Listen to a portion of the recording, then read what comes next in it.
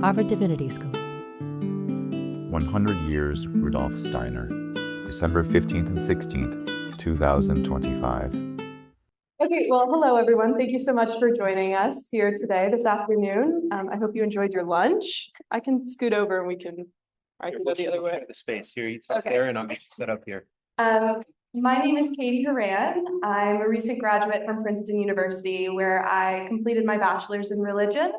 I do research on religion and disability. Specifically, I'm interested in how people with intellectual and developmental disabilities navigate religious spaces and have religious experiences. So with that interest in mind, I've done two different projects on the Camphill movement and Camphill communities, and I want to talk to you about one of those today, once we get all the slides sorted out.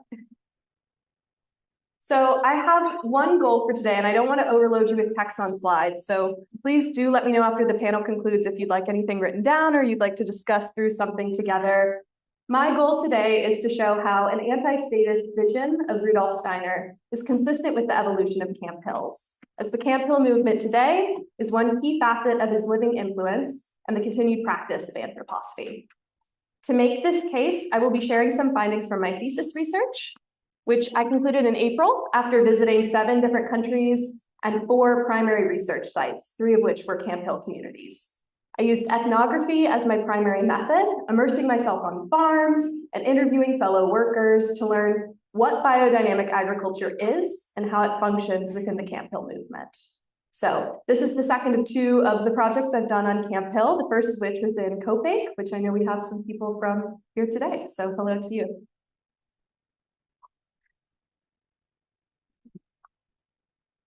Okay, so this is just a quick overview. I've got 6 things I'm going to work through, and I know I have 20 minutes, so you'll have to forgive me if I'm talking a little fast.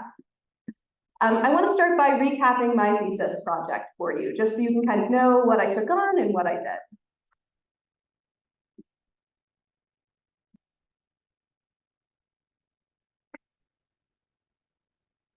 Except I don't have volume, which is okay. So while this is playing, I just want you to see some of the places that I visited. The Camphill movement's a descriptor for about 119 intentional communities around the world today in 27 different countries. Each Camphill represents a group of people with and without intellectual and developmental disabilities or learning disabilities, depending on where you are in the world, pursuing meaningful work alongside one another. I visited 3 of them, each one in a different continent, because I really wanted to think internationally about what's happening in Camphill. And I visited communities of different sizes while doing that. So my primary interest was figuring out what biodynamic agriculture is and how it's practiced specifically by people who have some sort of disability. So in that, I had 3 main areas of my findings. I focused on knowledge, which is how biodynamics approaches what it means to know something.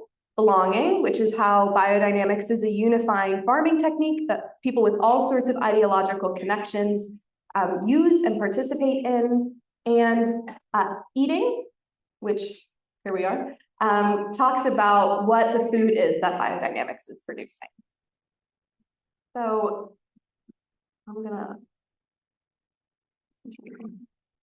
I really want to focus today on that staggered knowledge system.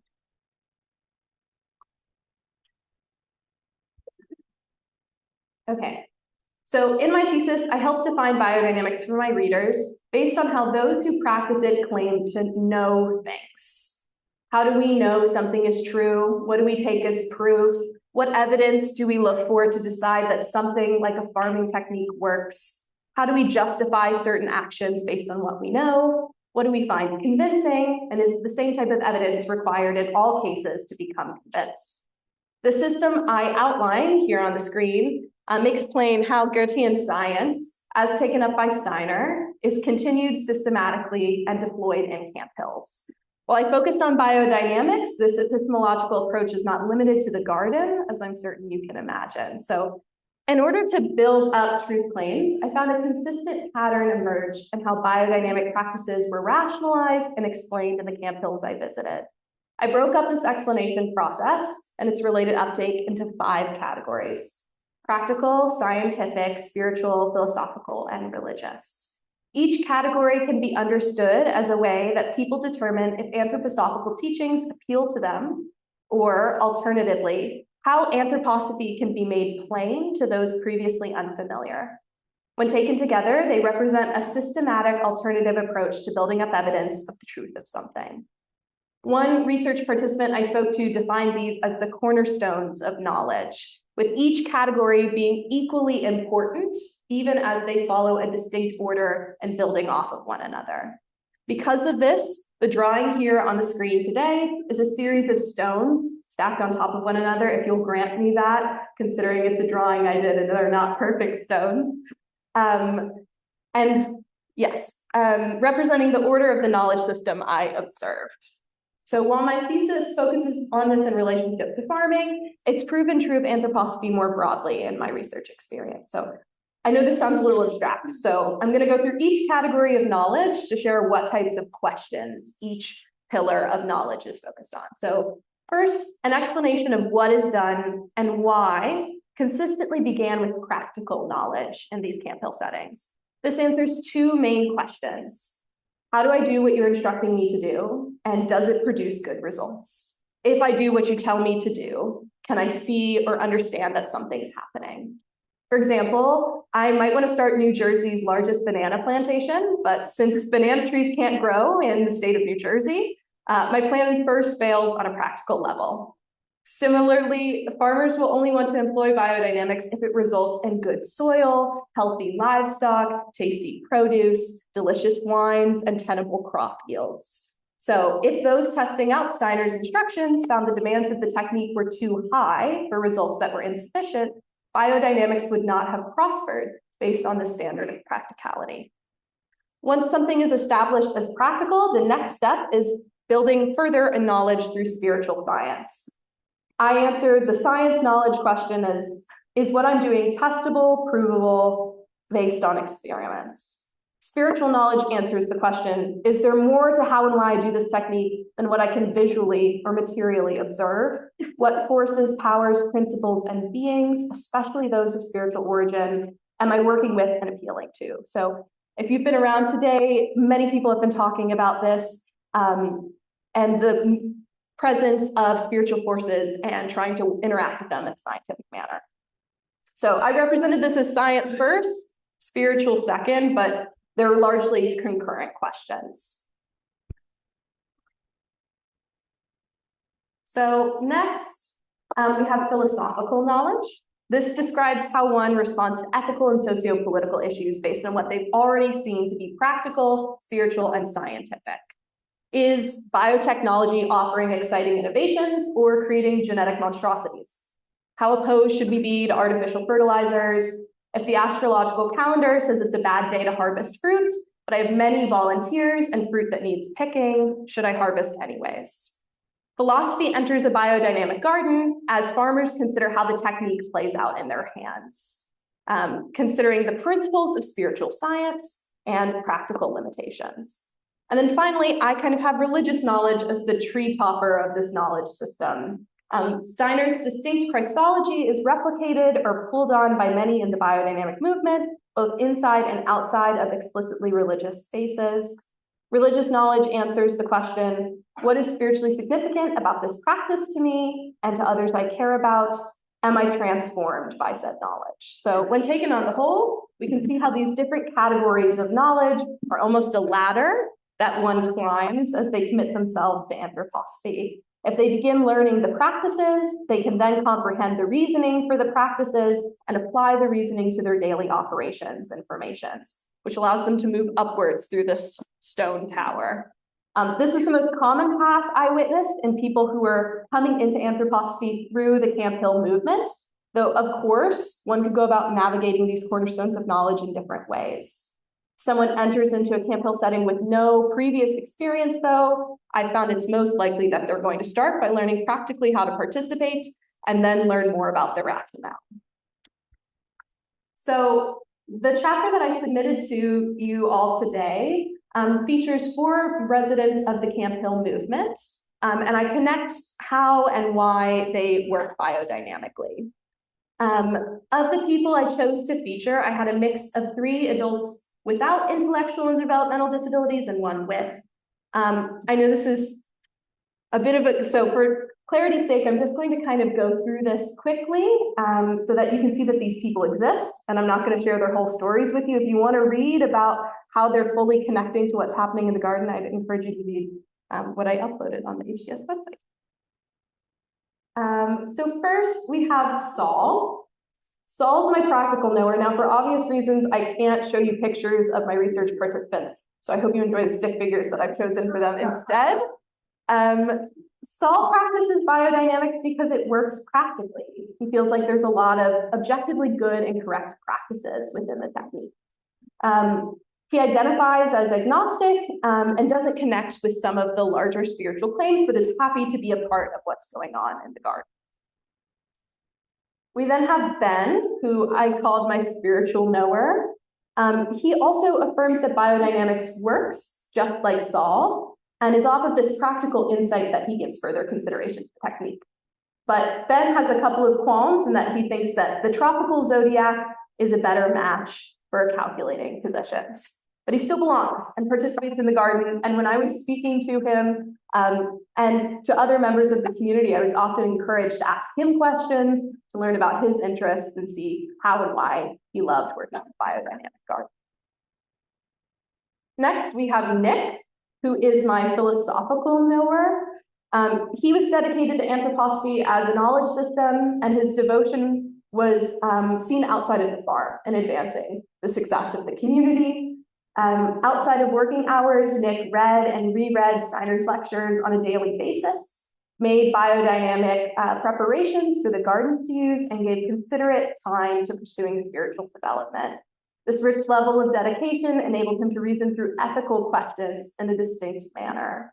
While other interviewees were able to agree on the basis of practical participation in the garden to some extent, Nick belonged in the garden as he set the steps other people were following. For example, how he thought valerian for one of the biodynamic preparations needed to be collected was how other people went about collecting it.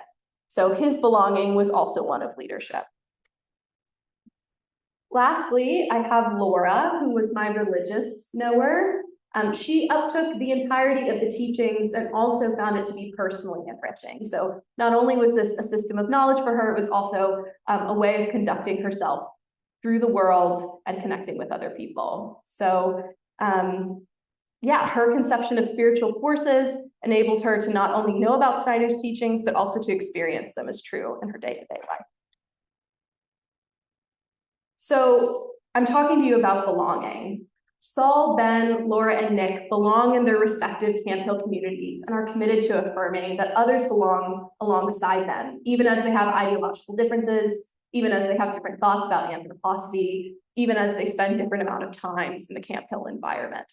By looking at these 4 people as examples of how people can connect to anthroposophy and to a staggered knowledge system, we see that various thought is brought into the garden.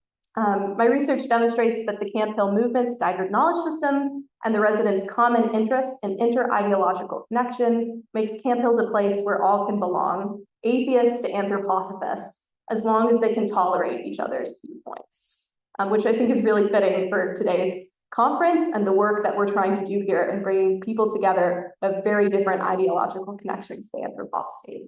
So I kind of want to acknowledge how incredible and unique that is in a moment of extreme political and ideological polarization. People who disagree with one another, holding different levels of knowledge about what they're doing, work together on a shared project, and their contributions are honored regardless of their extensiveness or what they're capable of doing. So I want to connect this to social threefolding and the panel on the whole that we're working through today. So for those of you who are already very familiar with Steiner anthroposophy and social threefolding, you know it's very ambitious to try and condense social threefolding into a single part of an already short presentation. I have just a few words I want to say on this. So Steiner was a huge fan of 3-part systems, which he used to describe 3 areas of society's social life and how to best operate within them. In the cultural realm, which includes education and also spirituality, he argued for freedom, allowing people to think openly and enthusiastically. In the economic realm, he called for brotherhood, equipped with workers' unions and care shared between the most and least wealthy. Lastly, in the rights realm, he called for equality, recognizing all people as equal and capable of participating in governing decisions. Let me go back. Sorry. Now, I want to connect this very brief overview to Camphill's and the interaction they have with the state today. Which, to do that, I have to tell you what a state is, I think. So, in Andrew Kirby's piece, Is the State Our Enemy? He uses the following in defining the state. We must understand the growth of the state apparatus as a displacement of power upwards from fragmented locations to a centralized apparatus. I found this definition to be especially helpful in visualizing how a state is formed and that smaller, independently controlled peoples surrender part of their power upwards to promote the formation of a larger body, union, group, or state, and to have a way governed for them. So statism is most oftenly used to describe a political approach whereby economic development is controlled through a centralized body with regulations and plans. But I really want to focus on this kind of broad sweeping of power upwards. So if you'll stay with me on that. Okay. Yes, let me just. I see one of the sweeping upwards of power to be the biggest threat to freedom in the cultural realm. Because your ability to think freely, it can be limited when you surrender your power upwards, in simple terms. So, okay, this is my one block quote from today. This is the words of Steiner, and it comes from the Philosophy of Freedom. I want to read just the beginning and end to you, but have left the bulk for context. A man counts as a free spirit in a human community only to the degree in which he has emancipated himself from all that is generic. The moral life of humanity is the sum total of the products of the moral imagination of free human individuals. I see Steiner here emphasizing the importance of free thinking as essential for moral life. If we are displacing our power upwards and accepting thoughts from a higher organization, we no longer have strong individualized moral imagination to the extent that we accept moral judgments others have declared on our behalf. So thus it seems very clear the ways in which the state can present a challenge to the premises established for a healthy, prosperous cultural realm. So in practice also, Camphills reject governmental statism. And that's because they work towards this common notion of belonging, both by including disabled people in meaningful work and by preserving anthroposophical practices, even as many residents don't connect with the philosophy. So both aspects are rooted in spiritual insights, which could be threatened by governmental involvement and statism more broadly. I've often heard about Camphill communities' preference for Republican governments because they leave them alone and allow them to fulfill their own ideas of interdependence. Additionally, given the importance of a spiritual mission to the work of Camphills, one of which is structured against state control and interference, statism is antagonistic to the structuring of the majority of Camphills that I work with. So just for size context, right? The state is much larger, and if you surrender your power upwards, you might not be able to make your own decisions. So to really put it together super simply, these are many expressions of anthroposophy. Here's Camphill. It's connected to Steiner. And that's my argument that I made today. So thank you. Sponsored by the Program for the Evolution of Spirituality. Copyright 2023, the Precedent and Fellows of Harvard College.